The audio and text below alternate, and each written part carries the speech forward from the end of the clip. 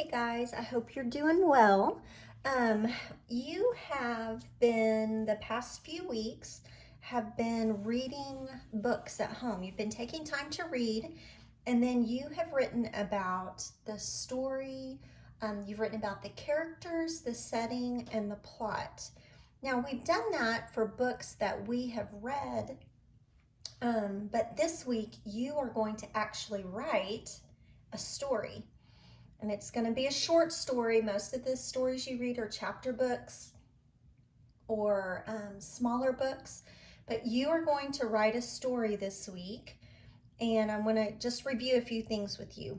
Okay, up here it says a good story tells us who are the characters, when or where, that is the setting, and what, the plot, the problems, the things that happen in the story, and then the how.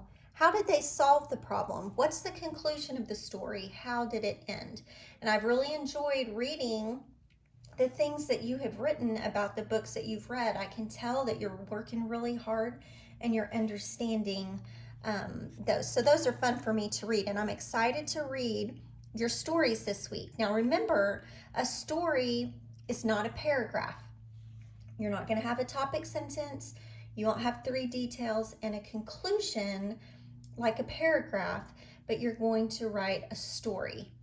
Okay, it does need to have a beginning, needs to have a middle part, and it does need to have an ending, but it doesn't have to have the topic sentence like what we've been used to.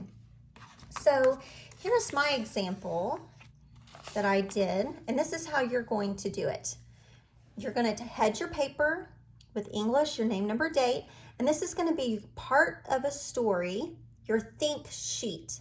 Now remember, when we do our think sheet, it's just to help us get our ideas down. And you'll notice on my think sheet, it's not in a complete sentence. Okay, I've got my title.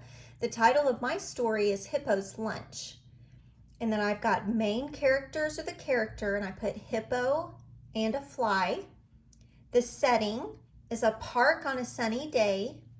The plot or the problem in my story is that Fly is hungry and he has no food.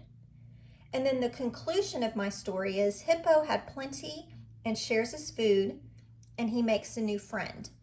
Now you'll notice none of my things that I've written about are in a complete sentence. Remember, these are to help us know what we're going to write about. And then when we go to our paper, we'll put all of these things into a complete sentence. Okay? Now again, this is not a paragraph. It's a story.